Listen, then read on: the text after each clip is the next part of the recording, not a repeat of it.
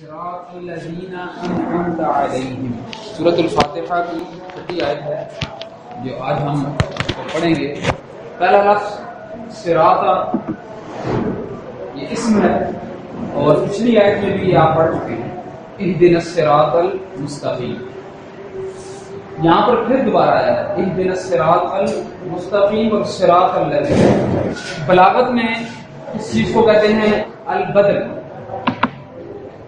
چار چیزیں ایسی ہیں جو توابع میں آ رہی ہیں۔ التوابع، تابع کی جمع ہے، تابع اردو میں ہم استعمال کرتے ہیں جو کسی کے زیر اثر ہو، اس کے تابع ہو، اس کے فرما بردار ہو، اس کو تابع کہتے ہیں۔ یہاں پر لغت میں توابع کہتے ہیں اس اسم کو جو اپنے سے پہلے آنے والے کے مطابق ہو، دونوں ایک جیسے ہوں، مطابق ہوں۔ چار چیزیں ہیں جو توابع میں شامل ہوتی ہیں۔ ایک ہے صفت اور موصوف، یہ آپ نے پڑھا ہے کہ صفت اپنے موصوف کے مطابق ہوتی ہے۔ دوسری چیز ہوتی ہے التوکید،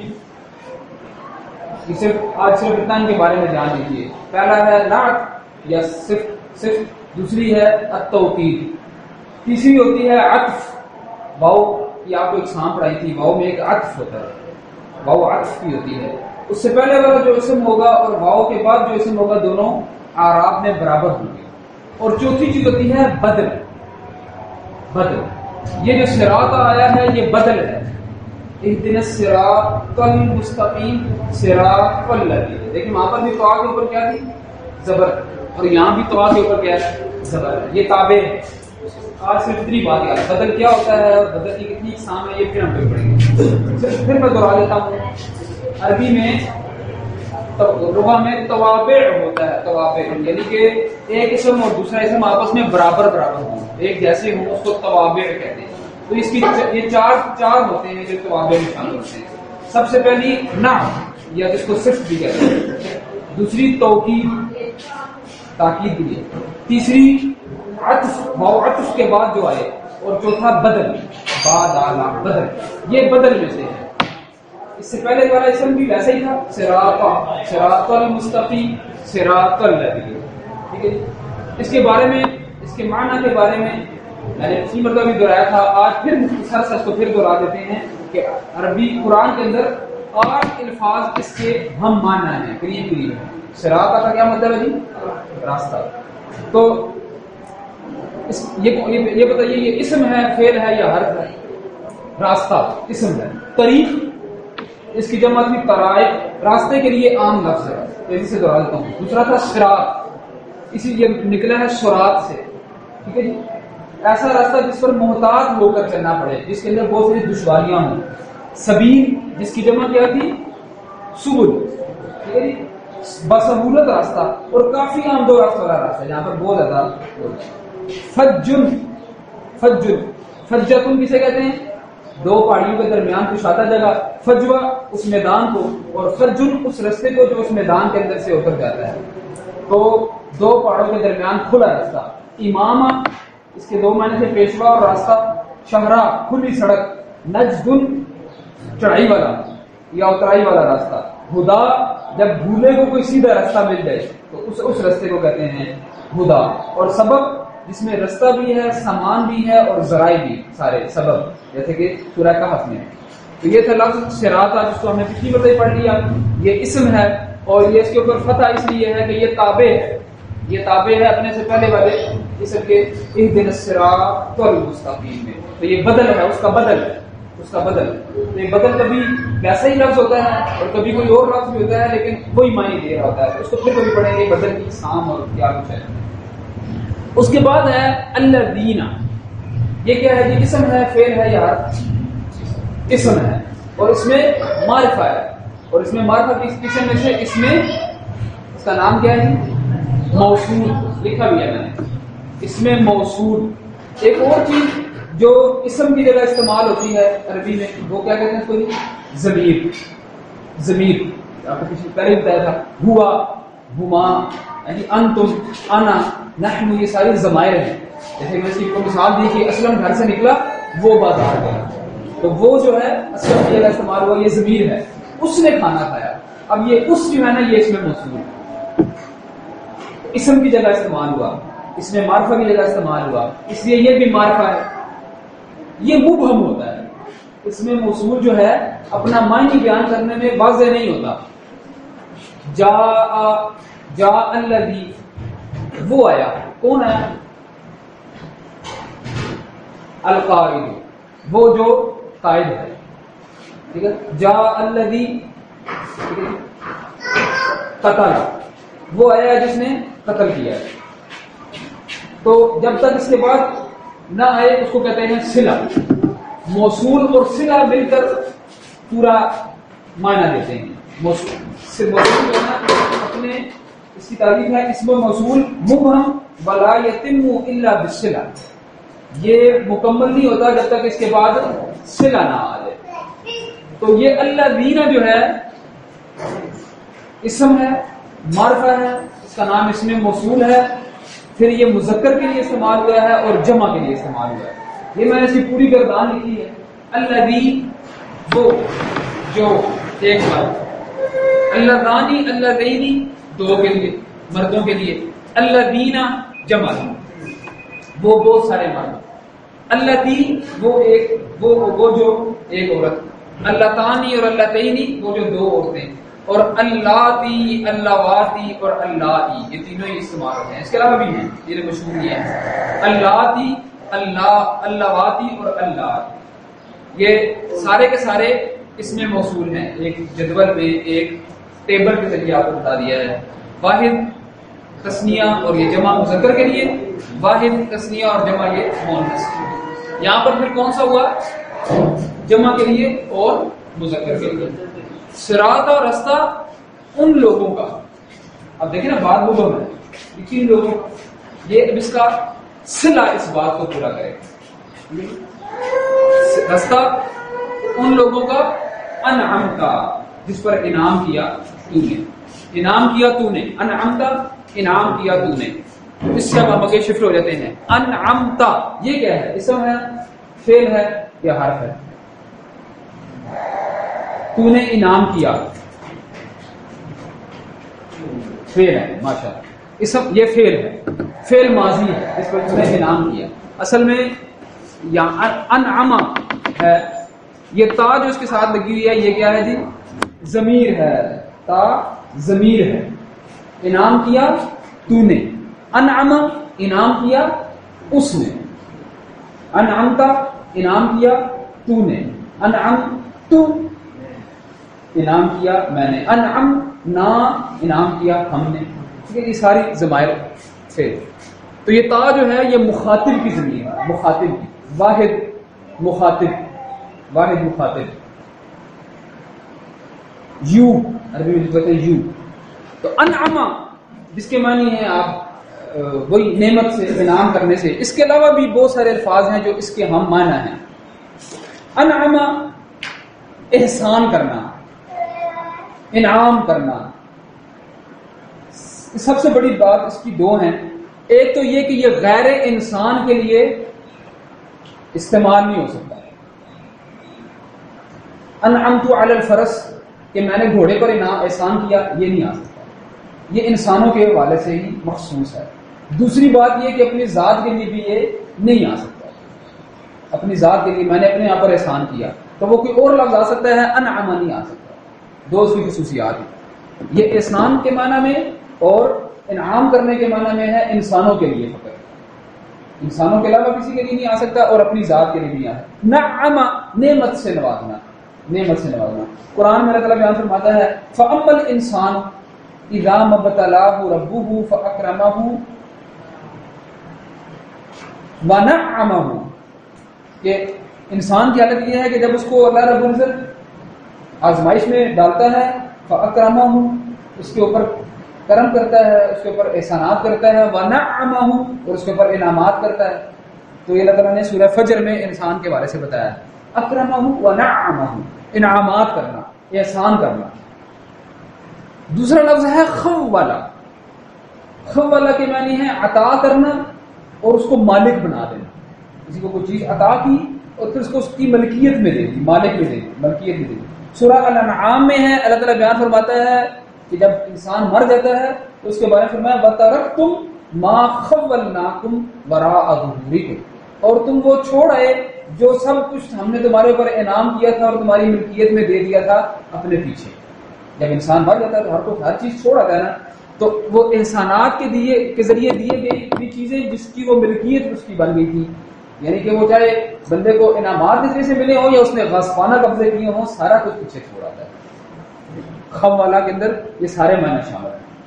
پھر ہے ایک لفظ اطرفا.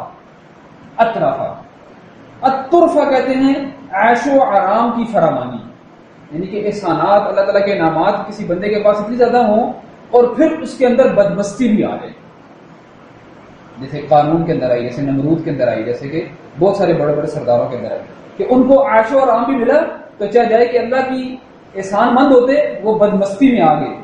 نعمتوں کی کثرت جو انسان کو بہکا دے، اس میں فاعل بنتا ہے مطرف. مطرف جو بدمست ہو گیا ہو. سورہ ہود میں اللہ تعالیٰ بیان فرماتا ہے وَاتَّبَعَ الَّذِينَ ظَلَمُوا مَا أُتْرِفُوا فِيهِ وَكَانُوا مُجْرِمِينَ، اور پیروی کرنے لگے وہ لوگ جو ظالم تھے، مَا أُتْرِفُوا فِيهِ، کہ ان کو ہم نے انعامات دیا تھا اور ان انعامات کی وجہ سے وہ بدمستی میں آ گئے. انعام اور خولہ کا لفظ استعمال نہیں کیا بلکہ ان ظالموں کے اللہ تعالیٰ نے یہ بیان وَكَانُوا مُجْرِمِينَ، اور وہ مجرم تھے. وَاتَّبَعَ الَّذِينَ ظَلَمُوا مَا أُتْرِفُوا فِيهِ وَكَانُوا مُجْرِمِينَ. سورہ ہود کی آیت نمبر 116 ہے کہ انہوں نے اتباع کرنے لگے ان لوگوں کی جو ظالم تھے اور جن کو ہم نے انعامات دیے تھے، اور پھر اس کے اوپر وہ اترانا شروع کر دیا. اترانے کا لفظ آپ استعمال کرتے ہیں تو اسی سے. دو الفاظ اور ہیں اغنا اور اقنا. اغنا کہتے ہیں اللہ کا کسی کو اتنا مال دینا کہ وہ دوسروں سے بے نیاز ہو جائے، غنی ہو. اقنا کے بھی یہی معنی ہے، اور ساتھ وہ خوش بھی ہو جائے. اس کو اللہ تعالیٰ اتنا دے کہ وہ دوسروں سے بے نیاز بھی ہو جائے اور پھر خوش بھی ہو جائے. لیکن اقنا جو ہے یہ ازداد میں سے، یعنی کہ اتنا اللہ تعالیٰ اس کو دے کہ وہ غنی ہو جائے، اور اس کا اپوزٹ معنی بھی ہے کہ بندہ مفلس ہو جائے. مفلس ہو جائے، جیسے آپ کو پہلے بھی عرض کیا تھا کہ ازداد ہوتے ہیں، ایک ہی چیز کے دو مختلف اپوزٹ معنی ہوتے ہیں. ٹھیک ہے، اس کو ازداد میں کہتے ہیں، ضد. قرآن میں جو اللہ تعالیٰ نے بیان فرمایا وَأَنَّهُ هُوَ أَغْنَى وَأَقْنَى، تو اس کا ایک ترجمہ تو یہ ہے کہ اللہ تعالیٰ ہی غنی کرتا ہے اور پھر کبھی اتنا بھی غنی کرتا ہے کہ انسان اللہ تعالیٰ سے راضی ہو جاتا ہے، اللہ تعالیٰ سے راضی ہو جاتا ہے. اور اس کا ایک یہ معنی بھی ہے کہ وہی غنی بھی کرتا ہے، وہی مفلس بھی کرتا ہے. دونوں ہی ترجمے ہمارے یہاں موجود ہیں، تو دونوں کی یہ بھی جا سکتے ہیں.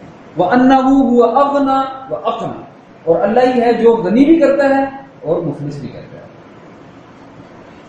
انعمت علیہم، یہ علیہم اصل میں دو لفظ ہیں، علا اور ہم. علا اسم ہے، فعل ہے یا حرف ہے؟ یہ تینوں ہی ہیں. یہ اسم کے طور پر بھی آتا ہے، فعل بھی ہے جب اپنے، اور یہ یہاں پر یہ حرف ہے، علا حرف ہے. اس کے ساتھ جو آیا ہے ہم کیا ہے جی؟ ضمیر ہے. یہ ہم کیوں ہو گئی ہے؟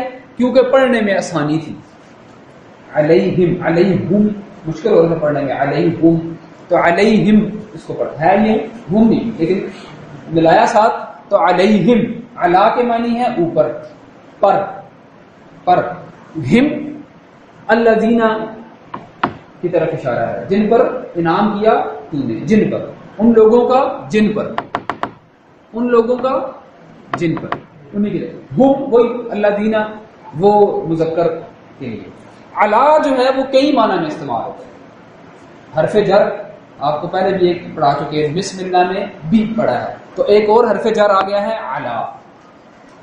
پہلا اس کا معنی استعلا.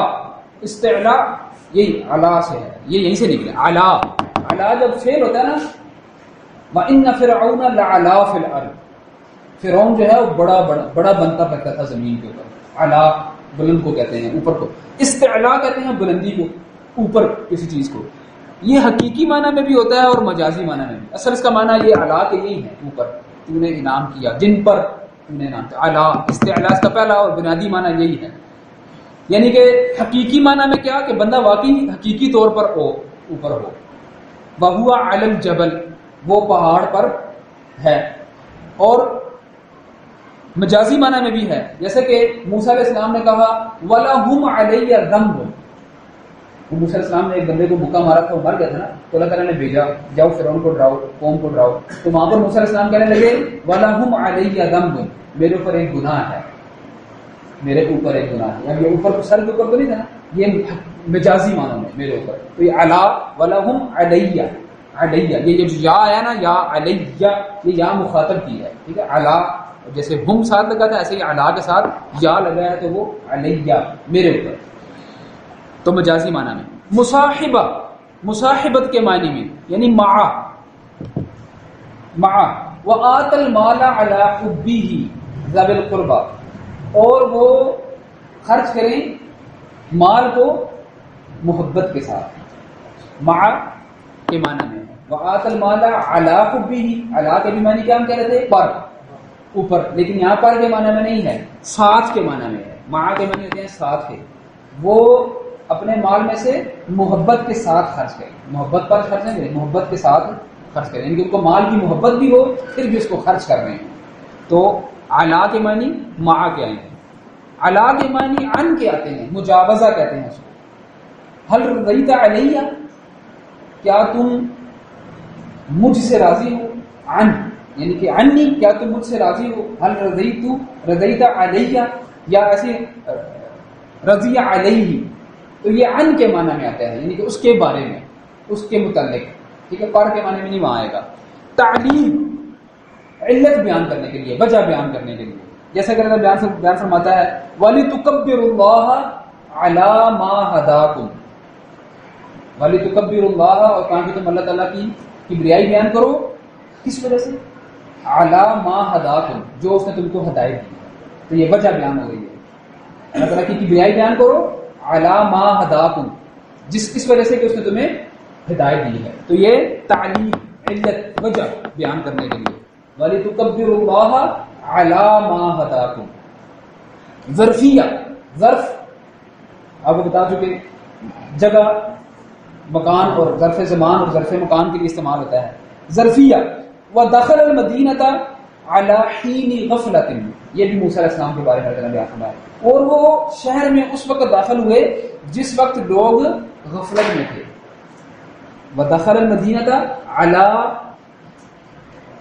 حِينِ غَفْلَةٍ، یعنی کہ وہ وقت بیان ہو رہا ہے، عَلَى حِينِ غَفْلَةٍ، جس وقت لوگ یعنی کہ سو رہے تھے، غفلت میں تھے، تو یہاں پر ظرفیہ کے طور پر عَلَى اوپر کے معنی میں نہیں آئے کہ وہ گھر شہر میں اس وقت داخل ہوئے جب لوگوں پر لوگ غفلت پر تھے، یعنی کہ معنی نہیں بنے گا عَلَى حِينِ غَفْلَةٍ، بلکہ وہ غفلت میں تھے۔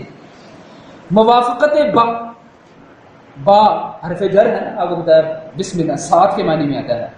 حقیق علی اللہ اقول علی اللہ الا الحق، بات یہ ہے کہ وہ اللہ رب العزت کے بارے میں سوائے حق کے کوئی بات نہ کریں، اللہ اقول علی اللہ الا الحق، تو یہ اصل میں ہے باللہ الا الحق، باللہ، یہ جو علی اللہ آیا نا یہ بھی کے معنی دے رہے ہیں کہ اللہ کے بارے میں حق کے علاوہ کچھ بات نہ کریں، اب اللہ پر نہیں، اللہ کے بارے میں۔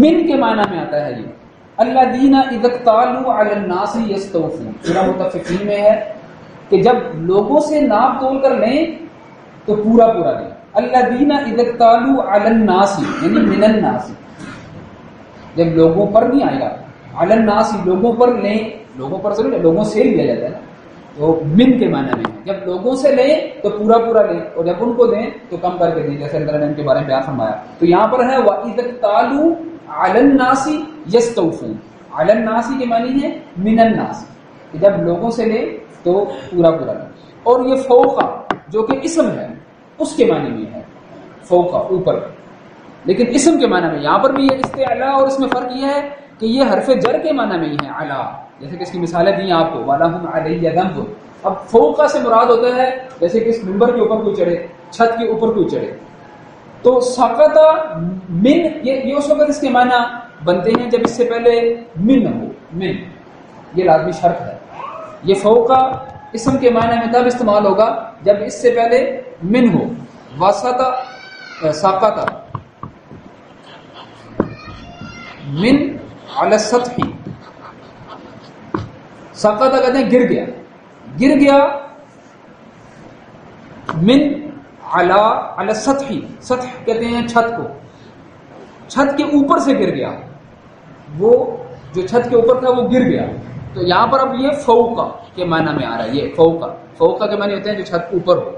تو سقط من علی السطح، تو یہاں یہ علا جو ہے حرف جر ہے لیکن یہ فوقا کے معنی میں ہے، جو چھت کے اوپر تھا وہ گر گیا، وہ بندہ گر گیا.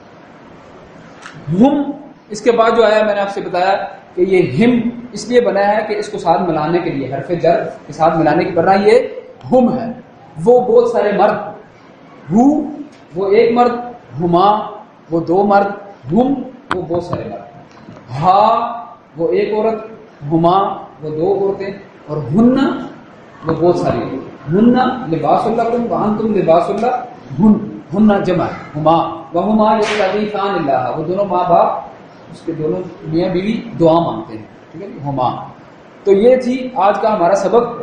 آپ یہ دیکھیے اس آیت کے اندر جو ایک بہت بڑا سبق ہے وہ یہ ہے ایک تسلسل. اللہ رب العزت نے جو ہمیں دعا سکھائی ہے وہ ساتھ ہمیں شعوری، یہ بات ہمارے تحت شعور میں داخل کرنا چاہتا ہے کہ تم جو رستہ مجھ سے مانگ رہے ہو یہ کوئی نیا رستہ نہیں ہے کہ تمہارے اوپر ایک نئی چیز کا انکشاف ہوگا، تمہارے اندر ایک نئی چیز کا انکشاف ہو اور تم یہ دعویٰ کرنے لگ پڑو گی کہ جو بات ہمیں پتہ چلی ہے آج تک کسی کو پتہ نہیں چلی.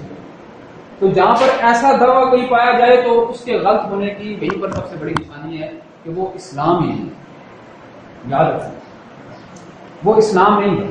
کسی کے اوپر ایک نئی چیز کا انکشاف ہو گیا نا جی، انبیاء کرام کی تو بات چھوڑو نا، وہ تو وہی کے قابل ہوتے ہیں، ان کے اوپر تو وہی اترتی ہے. وہ جو چیز لے کر آئیں کسی چیز کی تبدیلی کر دیں شریعت کے اندر تو اللہ رب العزت رکھ سکتی ہے، کیونکہ وما ينطق عن الهوى.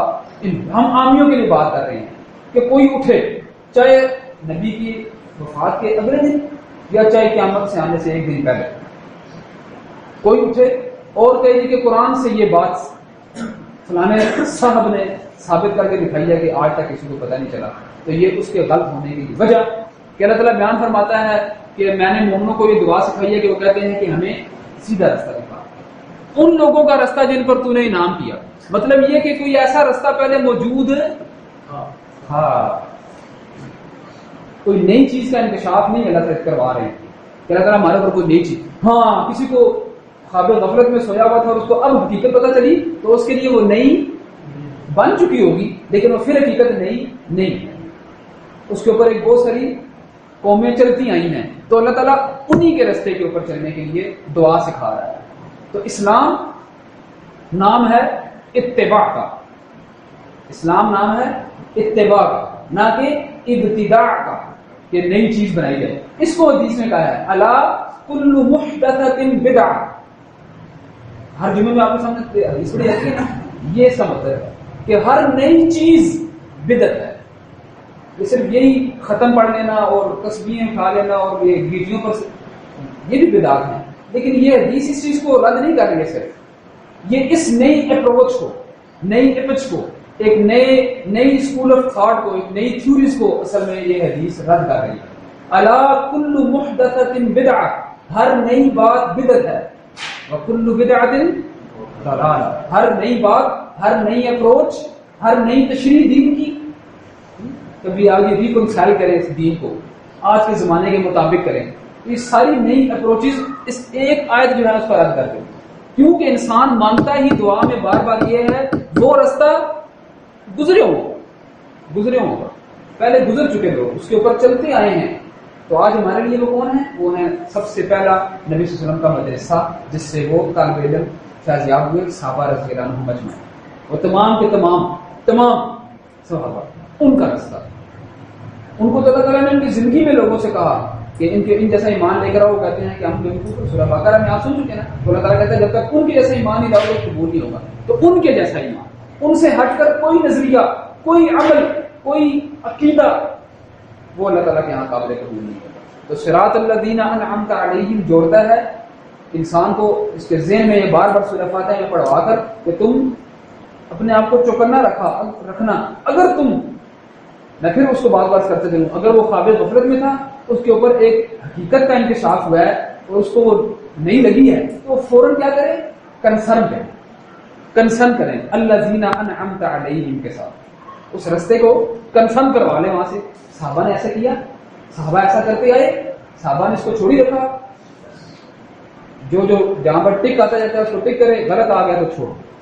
اس کا مطلب ہے کہ اس بیچارے کے اوپر غلط انکشاف ہوا ہے، چھوڑ دے۔ اگر ان کے ساتھ موافقت ہو رہی ہے، اہل علم کے پاس جا کر پوچھے کہ یہ مسئلہ میں نے سمجھا قرآن سے، یہ واقعی صحابہ کرام نے کر کے دکھایا، تابعین نے ایسے کر کے دکھایا، انہوں نے ایسے سمجھا تھا قرآن کی آیت کو، تو وہ اس کے اوپر اس کو حق بنتا ہے کہ وہ پھولے نہ سمائے اور خوشی میں۔